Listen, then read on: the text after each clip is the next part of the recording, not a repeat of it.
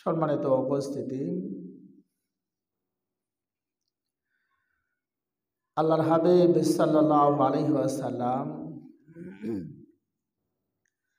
নবীজি কোনো একদিন সকালবেলা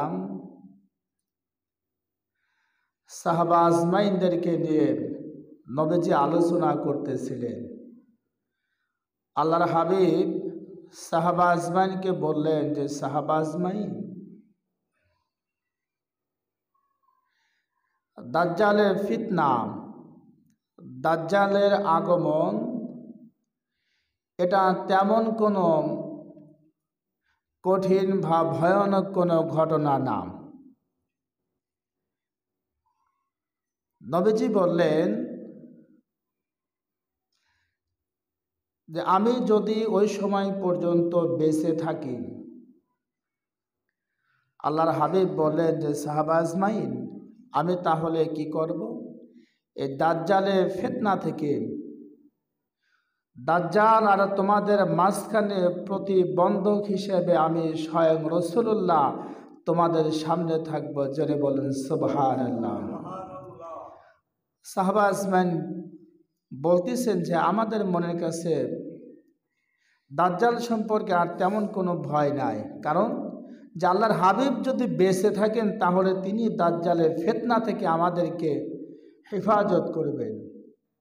পরক্ষণে নবীজি বললেন যে, সাহাবা আজমাইন, আমি যদি বেঁচে না থাকি, আমি যদি ওফাত গ্রহণ করে পরকালে চলে যাই, তাহলে তোমরা শোনো, দাজ্জাল সম্পর্কে তোমরা আমার কাছ থেকে বর্ণনা নাও যে কিভাবে তোমরা দাজ্জালকে চিনতে পারবা।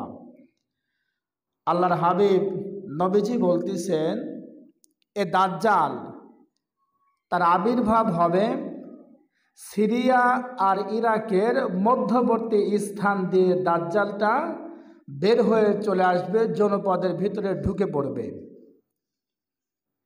এ দাজ্জালের মাথার চুল হবে কোকড়ানো, একেবারে কোকড়ানো চুল হবে। সে হবে খাটো, বেশি লম্বা হবে না, খাটো হবে। তার চক্ষু থাকবে কপালে, উপরের দিকে চক্ষু থাকবে, আর চক্ষুটা হবে নীল বর্ণের। সাধারণ কোনো মানুষের মতন চক্ষুর রং হবে না, তার চক্ষুটা হবে নীল বর্ণের। সাহাবা আজমাইন বলেন যে, আল্লাহর হাবিব যখন দাজ্জালের বর্ণনা দিচ্ছিলেন, তখন আমাদের মনের ভিতরে ভয় চলে আসলো, যে মনে হয় দাজ্জাল মনে হয় আশেপাশে কোনো এক খেজুর বৃক্ষের আড়ালে মনে হয় লুকায় আছে, যে কোনো মুহূর্তে মনে হয় বের হয়ে আসবে। নবীজি বলতেছেন যে, সাহাবা আজমাইন, দেখো, এ দাজ্জাল পৃথিবীতে যখন আগমন করবে, আগমন করে দাজ্জাল বিভিন্ন গোত্রের মাঝে গমন করবে, কোনো এক সম্প্রদায়ের কাছে যাবে।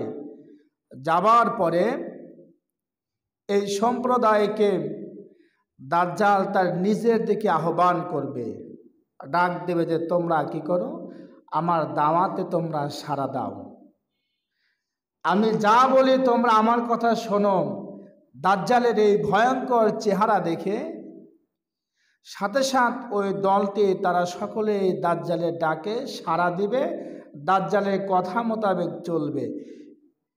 আল্লাহর হাবিব বলেন, যখন দলটি দাজ্জালের আনুগত্য স্বীকার করবে, মেনে নেবে, তখন দাজ্জাল কি করবে, আকাশের দিকে তাকাবে, তাকায়া মেঘকে বলবে, আকাশকে বলবে যে, আকাশ, মেঘ, তুমি এবার কি করো, এই গোত্রের উপরে তুমি বৃষ্টি বর্ষণ করো। নবীজি বলেন, সাথে সাথে ওই আকাশ থেকে কি হবে, বৃষ্টি বর্ষণ করবে। এত পরিমাণে বৃষ্টি বর্ষণ করবে, বৃষ্টি বর্ষণ করার সাথে সাথে এই জমিনটা উর্বর হয়ে যাবে। জমিন উর্বর হয়ে জমিন থেকে ফসল ফলাদি শুরু হয়ে যাবে। জমিনের ভিতর থেকে রিজিক বের হবে। এত পরিমাণে বরকত হবে ওই গোত্রের প্রতি, গোত্রের সকল মানুষগুলো তাদেরকে চাহিদা মিটিয়ে যাবে, তাদের যে পশু আছে, তাদের যে প্রাণী আছে, সকল প্রাণীগুলো সেই জমিনের ঘাসগুলো, ফসলগুলো খেয়ে খেয়ে তাদের চেহারাটা মোটা তাজা হয়ে যাবে। নবীজি বলেন, এবার দাজ্জাল সেই গোত্র ছেড়ে আরেকটু সামনের দিকে অগ্রসর হবে, আরেকটা গোত্রের কাছে চলে যাবে। এই সম্প্রদায়কে বলবে যে তোমরা কি করো, আমার আনুগত্য স্বীকার করো, আমার দাওয়াত তোমরা মেনে নাও। এই সম্প্রদায় কি করবে? দাজ্জালের সে দাওয়াতকে তারা প্রত্যাখ্যান করবে, মেনে নিবে না। মেনে না নেওয়ার কারণে দাজ্জাল সেখান থেকে সামনের দিকে অগ্রসর হবে। নবীজি বলেন, দাজ্জাল সামনের দিকে যাওয়া মাত্রই ওই এলাকার ওই গোত্রের মানুষের উপর যে রিজিক ছিল, যে ফসল ছিল, যত প্রকার রিজিক ছিল, এই দাজ্জালের পিছনে পিছনে সব রিজিকগুলো ওই রাজ্য ছেড়ে দাজ্জালের পিছে পিছে চলে যাবে। এই যে একটা দাজ্জালের যে শক্তি দেওয়া হবে, দাজ্জালকে যে একটা ক্ষমতা দেওয়া হবে, তখন এই মানুষগুলো কি হবে? সকল মানুষগুলো তারা আপনার রিজিকে তারা সংকীর্ণ হয়ে যাবে, সংকটে পড়ে যাবে, কষ্টের মধ্যে জীবন যাপন করতে হবে। দাজ্জাল সামনের দিকে আগাতে আগাতে আরেকটু দূর যাবার পরে দাজ্জাল একটা অনাবাদি জঙ্গল দেখতে পাবে, একটা ভূমি দেখতে পাবে যেখানে আবাদ করা হয় না। সেখানে যাবার পরে দাজ্জাল এবার বলবে যে জমিন, তোমার ভিতরে কি আছে সব কিছু তুমি বের করে দাও। এই দাজ্জাল এই কথা বলার সাথে সাথে জমিনের ভিতরে যত রিজিক থাকবে সকল রিজিকগুলো নিচ থেকে বের হয়ে আসবে। এবার দাজ্জাল সেগুলো নিয়ে সামনের দিকে অগ্রসর হবে। তাকে এইরকম ক্ষমতা দেওয়া হবে, পাওয়ার দেওয়া হবে। শুধু কি তাই? আল্লাহর হাবিব বলেন, সাহাবা আজমাইন, দাজ্জাল পথ চলতে চলতে সামনের দিকে যখন অগ্রসর হবে, হওয়ার পরে একটা লোককে দাজ্জাল পাবে। এই লোকটি পাওয়া মাত্র লোকটাকে ধরে ফেলবে, ধরে ফেলে তাকে হত্যা করবে দাজ্জাল। হত্যা করার পরে তাকে কেটে টুকরা টুকরা করে ফেলবে। টুকরা টুকরা করে ফেলার পরে দাজ্জাল তার গোশতগুলো নিয়ে এদিকে নিক্ষেপ করবে, ওদিকে নিক্ষেপ করে, চতুর্দিকে দাজ্জাল কি করবে? নিক্ষেপ করে ছড়িয়ে ফেলবে। কিছুক্ষণ পরে দাজ্জাল আবার ওই ব্যক্তির নাম ধরে ডাক দিবে। ডাক দেওয়ার সাথে সাথে ওই ব্যক্তির গোশতগুলো সামনের দিকে চলে আসবে। সব গোশত এসে ওই ব্যক্তি পরিপূর্ণ সে আগের মানুষ হয়ে আবার সৃষ্টি হয়ে যাবে, তৈরি হয়ে যাবে এবং মানুষের সামনে ওই লোকটি হাসতে থাকবে। এই পাওয়ারগুলো দেখে, ক্ষমতাগুলো দেখে কিছু কিছু মানুষ মনে করবে যে এইটাই মনে হয় আল্লাহ তাআলার প্রদত্ত মনে হয় কোনো ক্ষমতা। যারা বেঈমান হয়ে যাবে তারা কি করবে? দাজ্জালের অনুসারী হয়ে যাবে। আর যারা ঈমানদার হবে তার এই ক্ষমতা দেখে, তার শক্তি দেখে এ মানুষগুলো তারা দাজ্জালকে মোটেও ভয় পাবে না, তার কথা অমান্য করবে, তাকে মোটেও স্বীকার করবে না, রব হিসেবে, আল্লাহ হিসেবে স্বীকার করবে না। এ দাজ্জালের অন্যায় যখন বেড়ে যাবে, বেড়ে যাওয়ার পর আল্লাহ রাব্বুল আলামিন তখন হযরতে ঈসা আলাইহিস সালাতু ওয়াস সালামকে তিনি এই পৃথিবীতে পাঠাবেন। ঈসা আলাইহিস সালাতু ওয়াস সালাম তিনি পৃথিবীতে আসবেন দামেস্কের পূর্ব প্রান্তে।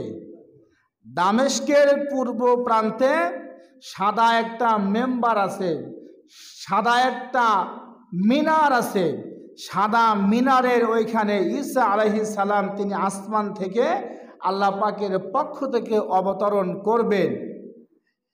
ঈসা আলাইহিস সালাম তার দুই হাত ফেরেশতাদের ডানার উপরে, পাখার উপরে ভর করে তিনি দামেস্কের পূর্ব প্রান্তে সাদা মিনারের উপরে অবতরণ করবেন, নেমে আসবেন।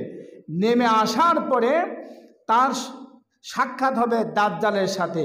দাজ্জালের পিছনে তিনি আগমন করবেন। আগমন করার পরে এবার লুত নামক একটা জায়গাতে এসে দাজ্জালকে ঈসা আলাইহিস সালাতু ওয়াস সালাম হত্যা করে ফেলবেন। জোরে বলেন সুবহানাল্লাহ।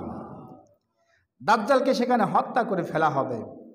হত্যা করে ফেলার পরে আল্লাহ রাব্বুল আলামিন ঈসা আলাইহিস সালাতু ওয়াস সালামকে আল্লাহর হাবিব বলবেন, মাঝখানে সাহাবা আজমাইন আল্লাহ রসুলকে জিজ্ঞাসা করবে যে রাসূলুল্লাহ, দাজ্জাল এই পৃথিবীতে কতদিন অবস্থান করবেন? নবীজি বললেন যে সে কি করবে? 40 দিন এই পৃথিবীতে অবস্থান করবেন। দাজ্জাল কয়দিন থাকবেন? 40 দিন। নবীজি বললেন এই 40 দিনের প্রথম দিন হবে 1 দিন সমান 1 বছর সমান হবে। এরপরে নবীজি বললেন পরের দিন হবে 1 মাস সমান, তারপরের দিন হবে 1 সপ্তাহ সমান, তারপরের দিনগুলো হবে সাধারণ দিনের মতন। তো সাহাবা আজমাইন বললেন, রাসূলুল্লাহ, যেই দিনটা 1 দিন সমান 1 বছর হবে, ওই দিনের আমরা যে নামাজ আদায় করব, আমরা কি দিনে রাতে যেমন 5 ওয়াক্ত নামাজ আদায় করি, এরকম কি 5 ওয়াক্ত নামাজই আদায় করব না কি করব? নবীজি বললেন যে না, এই 1 দিন সমান যে 1 বছর হবে, এই দিনগুলোতে তোমরা অনুমান করে তোমরা সময় মতন নিয়মিতই নামাজ আদায় করবা।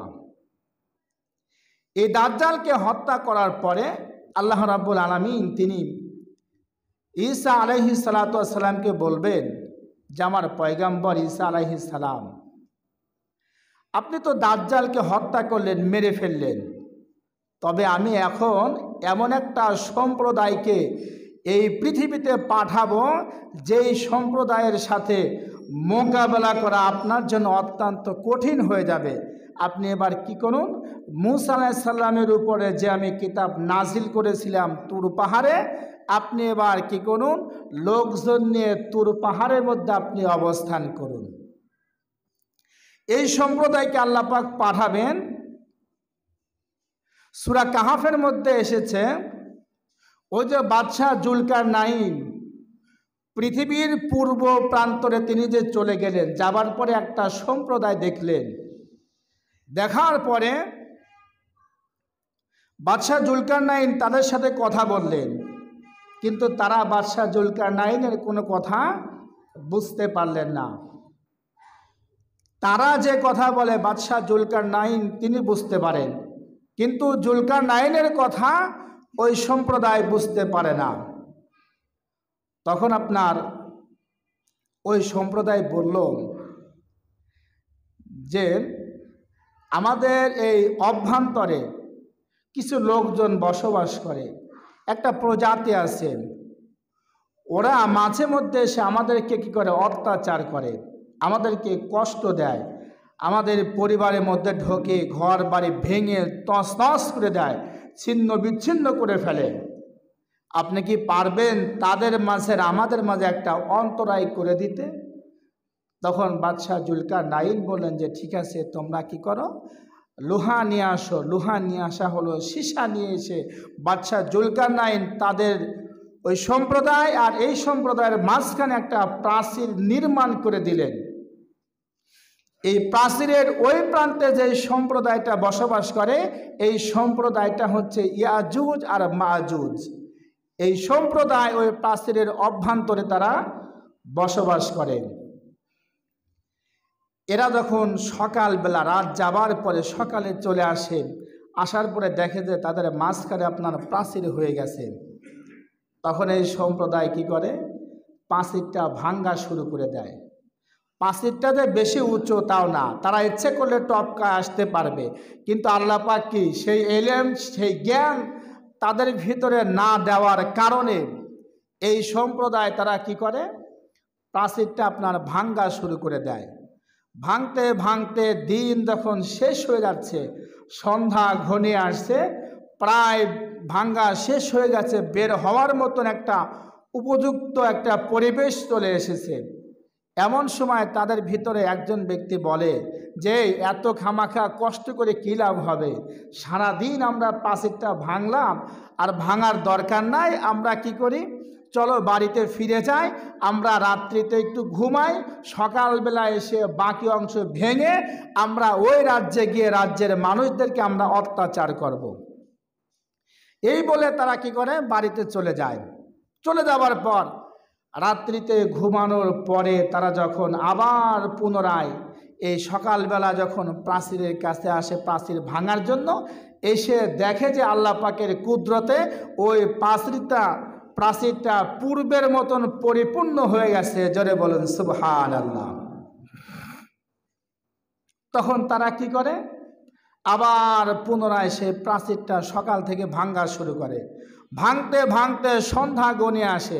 আবার তারা বলে যে এখন আর ভাঙার প্রয়োজন নাই, আমরা বাড়িতে গিয়ে একটু ঘুমাই, রাত শেষ হয়ে গেলে সকালে এসে আমরা আবার প্রাচীরটা ভাঙব। এই বলে তারা চলে যায়, রাত্রে ঘুমায়া তারা কি করে, সকালে এসে দেখে আল্লাহ পাকের কুদরতে সে প্রাচীরটা আবার পরিপূর্ণ হয়ে গেছে। এইভাবে তারা প্রাচীরটা দিনের বেলায় ভাঙে, আর রাত্রের মধ্যে আল্লাহ পাক প্রাচীরটা পরিপূর্ণ করে দেয়। কিয়ামতের পূর্ব মুহূর্তে আল্লাহ রাব্বুল আলামিন ঈসা আলাইহিস সালামকে বলবেন যে আমার পয়গম্বর ঈসা আলাইহিস সালাম, আপনি এই জনপদে থাকার প্রয়োজন নাই, আপনি তুর পাহাড়ে চলে যান। কারণ আমি একটা সম্প্রদায়কে পাঠাবো যারা হচ্ছে একেবারে উশৃঙ্খল, ওরা কোনো আদব কায়দা নাই, ওরা কোনো নির্দেশনা মানে না, ওরা এরকম উশৃঙ্খল জাতি। ওদের সামনে আপনি কি নড়তে আপনার কষ্ট হবে, আপনি কি করেন, পাহাড়ের উপরে চলে যান। আল্লাহ রাব্বুল আলামিন তখন কি করলেন, হাত্তা ইযা ফুতিহাতি আজুজ ওয়া মাজুজ।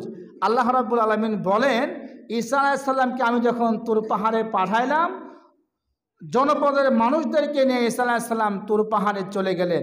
যাবার পর আল্লাহ রাব্বুল আলামিনের নির্দেশে এই ইয়াজুজ আর মাজুজ সম্প্রদায়গুলো ওই প্রাচীরটা ভেঙে তারা জনপদের মধ্যে ঢুকে গেলেন।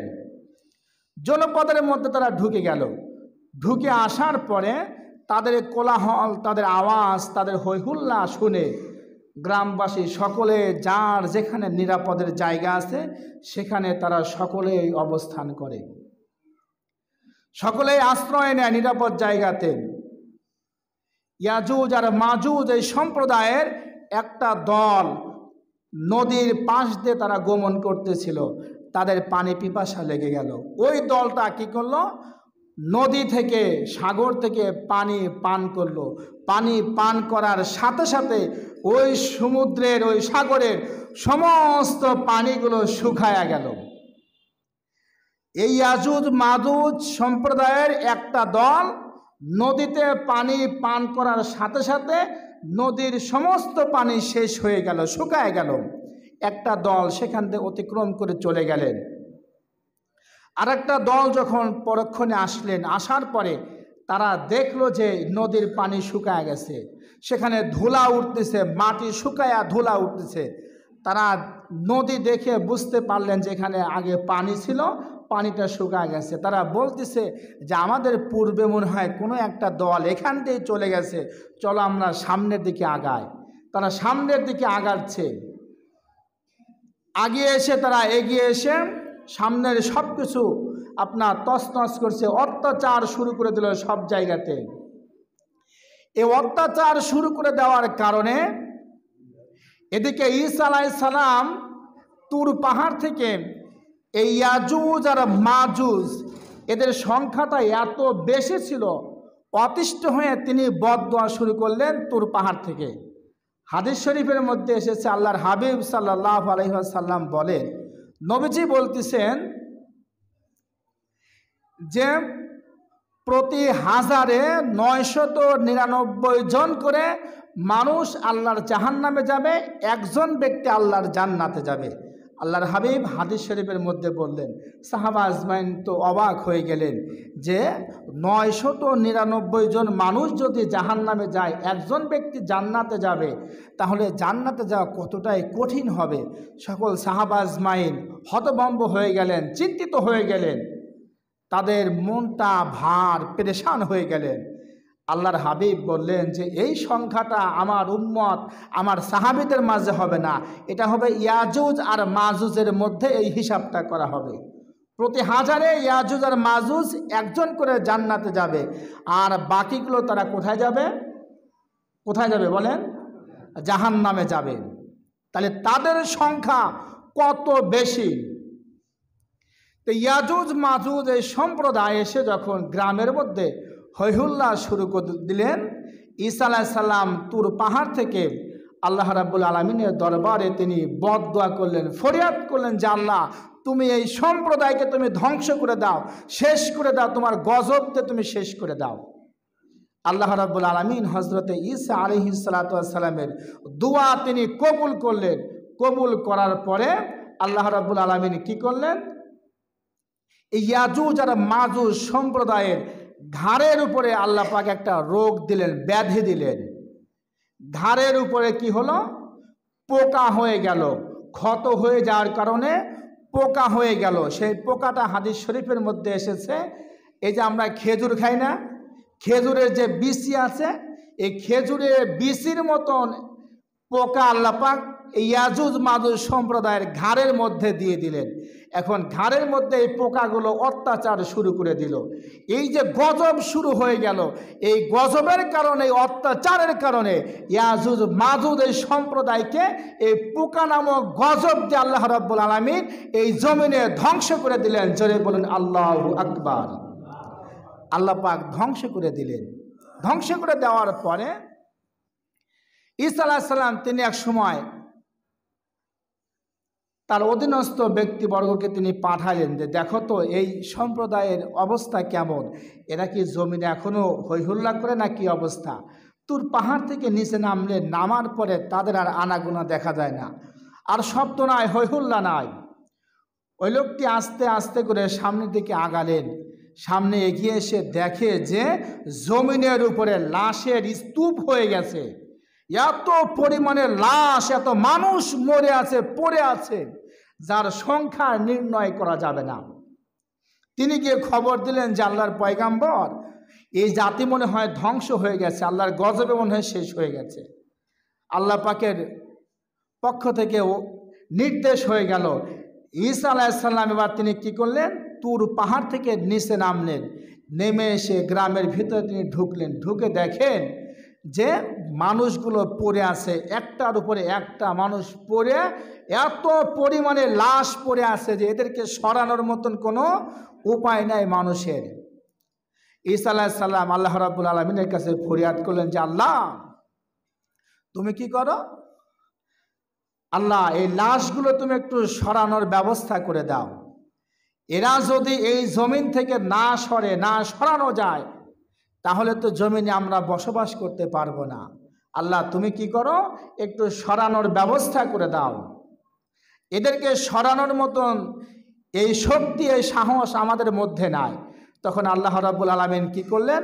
আসমান থেকে পাখি নাজিল করলেন। পাখি, সেই পাখিটির আপনার এদের গলা হচ্ছে উটের গলার মতন লম্বা, বিশাল আকৃতির পাখি আল্লাহ পাক কি করলেন? নাজিল করলেন। নাজিল করার পরে পাখিগুলো এসে এই লাশগুলোকে কামড় দিয়ে ধরে নিয়ে তারা উড়াল দিয়ে চলে গেল আল বাহবাল নামক একটা জায়গাতে। এই লাশগুলোকে ফেলে দেওয়া হলো। এই পাখিগুলো আল্লাহর কুদরতে এসে সমস্ত লাশগুলো সরিয়ে দিয়ে ওই জমিনটাকে লাশ মুক্ত করে ফেললেন। জোরে বলেন সুবহানাল্লাহ। এখন লাশ তো শেষ হয়ে গেছে, কিন্তু লাশগুলো পচে যাওয়ার কারণে শরীর থেকে রস বের হয়ে ওই রাজ্যটা, ওই জনপদটা দুর্গন্ধ হয়ে গেছে। ঈসা আলাইহিস সালাম আর এই মুসলমানেরা দেখলো যে এখানে তো বসবাস করার কোনো উপায় নাই, কারণ মানুষ পচে যাওয়ার কারণে দুর্গন্ধ হয়ে গেছে। তখন বললেন যে আল্লাহ এখানে তো আমরা বসবাস করব, তুমি লাশটা তো সরিয়ে দিলে, কিন্তু এখানে তো এখনও বসবাস করার কোনো উপযুক্ত একটা পরিবেশ হয় নাই। যে আল্লাহ এই লাশ সরানো হয়েছে, কিন্তু লাশ থেকে যে দুর্গন্ধ ছড়াইছিল সে দুর্গন্ধ তো এখনও জমিনে আছে। আল্লাহ তুমি এগুলো একটু সরানোর ব্যবস্থা করো। আল্লাহ রাব্বুল আলামিন তখন কি করলেন, ওয়ানজালা মিনাস সামাই মাআন ফাখরাজা বিহি মিনাস সামারাতি রিজকাল লাকুম ফালা তাজআলু লিল্লাহি আনদাদা ওয়া আনতুম তা'লামুন। আল্লাহ রাব্বুল আলামিন সাথে সাথে আসমান থেকে পানি বর্ষণ করলেন, একাধারে 40 দিন পর্যন্ত বৃষ্টি নামতে লাগলো। জোরে বলুন সুবহানাল্লাহ। একাধারে 40 দিন বৃষ্টি হলো, দিন রাত মিলে 40 দিন যখন বৃষ্টি হচ্ছে, বৃষ্টি হওয়ার কারণে এবার কি করলো, সে লাশের যে দুর্গন্ধ এই জমিন থেকে পরিষ্কার করে দিয়ে বৃষ্টির পানিতে আল্লাহ পাক ধোঁয়ায় নিয়ে নদী, সাগর, মহাসাগরের মধ্যে সেই পানি যখন চলে গেল, ওই রাজ্যটা, ওই জনপদটা একেবারে পরিষ্কার হয়ে গেল, সুন্দর হয়ে গেল। সেখানে বসবাস শুরু করে দিলেন ঈসা আলাইহিস সালাম আর মুসলমানেরা। এই জমিনটা যখন বৃষ্টিতে পরিপূর্ণ হয়ে গেল, পরিষ্কার হয়ে গেল, আল্লাহ পাক বলেন যে এই বৃষ্টি হওয়ার পরে এই জমিনের মাটিটা উর্বর হয়ে গেল, ফসল ফলানোর জন্য মাটিটা উপযুক্ত হয়ে গেল। তখন আল্লাহ পাক বলেন যে আমি কি করলাম, ওয়ানজালা মিনাস সামাই মাআন ফাখরাজা বিহি মিনাস সামারাতি রিজকাল লাকুম। যখন বৃষ্টি হয়ে গেল, হওয়ার পরে আমি আল্লাহ পাক ওই মুসলমানদের জন্য, তাদের খাবারের জন্য, রিজিকের জন্য আমি আল্লাহ রাব্বুল আলামিন এই জমিন থেকে ফলমূল, ফসল বের করে দিলাম। জোরে বলুন সুবহানাল্লাহ। আল্লাহ পাক ফসল বের করে দিলেন, ফসল হয়ে গেল। হাদিস শরীফের মধ্যে এসেছে এই ফসল আল্লাহ পাক এতটাই বরকত দিলেন। দেখেন আজকাল তো আমাদের কি রিজিকের মধ্যে বরকত নাই? বরকত আছে? বরকত নাই। মাসে 1 লক্ষ টাকা ইনকাম করে 15 দিন যাওয়ার পরে আর 15 দিন কি চেহারার দিকে তাকান যায় না, মিজাজ গরম, তার মানে পকেটে টাকা নাই। 15 দিন চলবে কিভাবে? বরকত নাই, বরকত শেষ হয়ে গেছে। খাবারের মধ্যে স্বাদ নাই, উঠিয়ে নেওয়া হয়েছে। কিয়ামতের পূর্বে ঈসা আলাইহিস সালামের সময় আল্লাহ পাক এই জমিনে কি করবেন? ফসলের বরকত দিবেন। এই যে আমরা ডালিম ফল খাই না, বেদানা ডালিম ফল, এই ডালিম ফলটা কত বড় হবে?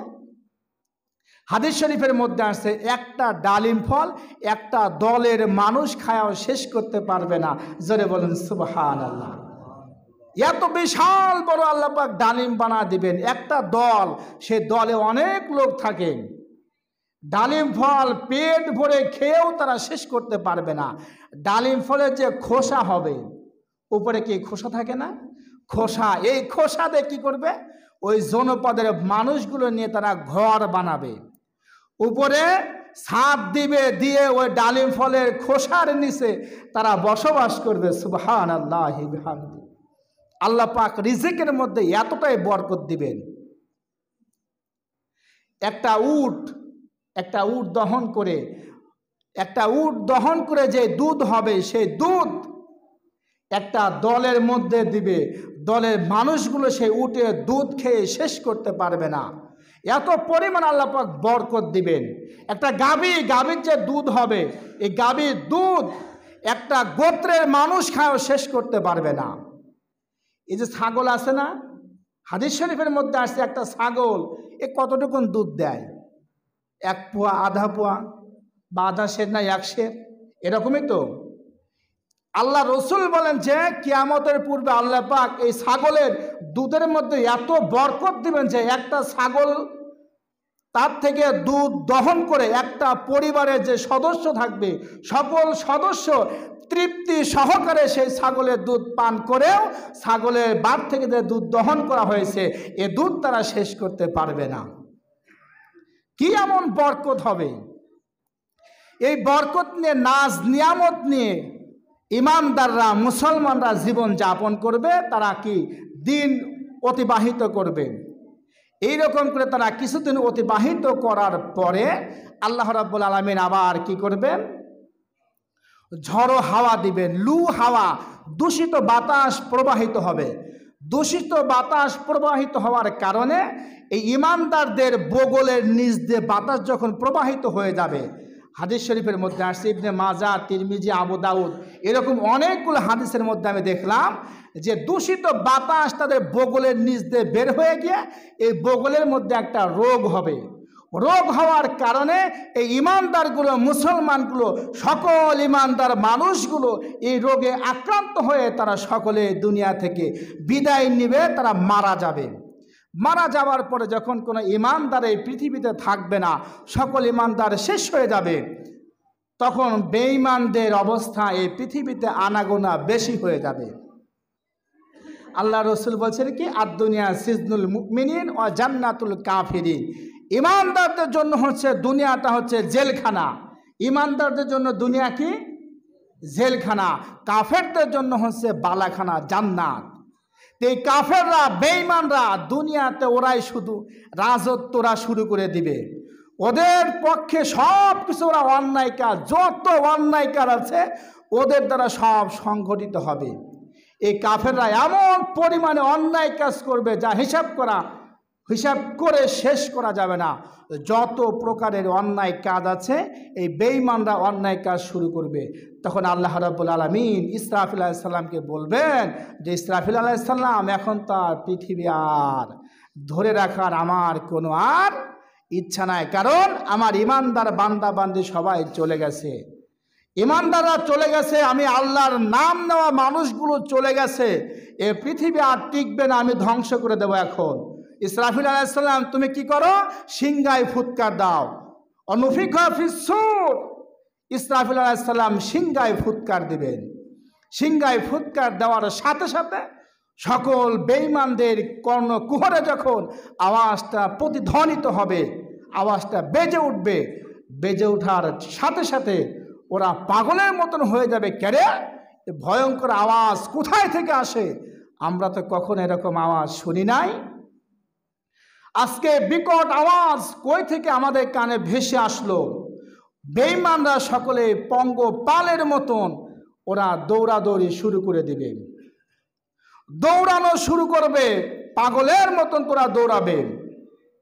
আল্লাহ বলেন যে, ওয়ামা হুম বিসুকারা, ওরা কিন্তু পাগল না, নেশাগ্রস্ত না, কিন্তু পাগলের মতো, নেশা খাওয়া মানুষের মতন ওরা দৌড়াবে। কি জন্য দৌড়াবে? কিয়ামতের যে ভয়ানক চিত্র, কিয়ামতের যে ভয়ানক দৃশ্য প্রথম সিংহায় ফুৎকার ওদের কানের মধ্যে চলে গেছে, এই জন্য পাগলের মতন দৌড়াবে, কিন্তু পাগল না। দৌড়াতে দৌড়াতে দৌড়াতে দৌড়াতে কোনো একটা জায়গা তোরা অবস্থান করবে। আল্লাহ রাব্বুল আলামিন ইসরাফিল আলাইহিস সালামকে আবার বলবেন যে, ইসরাফিল, তুমি কি করো? আরেকটা বার সিংহায় ফুৎকার দাও। তিনি আরেকটা বার সিংহায় ফুৎকার দিবেন। ফুৎকার দেওয়ার সাথে সাথে এই বেঈমানের দলগুলো যে জায়গাতে অবস্থান করেছিল, সাথের সাথ ওই জায়গাতে সকল বেঈমানগুলো, সকল মাখলুকাতগুলো ওরা ধ্বংস হয়ে যাবে, শেষ হয়ে যাবে, মারা যাবে। মারা যাবার পর আল্লাহ পাক আবার বলবেন যে, ইসরাফিল আলাইহিস সালাম, তুমি পুনরায় আরেকটা বার ফুৎকার দাও। ফুৎকার দেওয়ার সাথে সাথে আল্লাহ রাব্বুল আলামিন কি করবেন?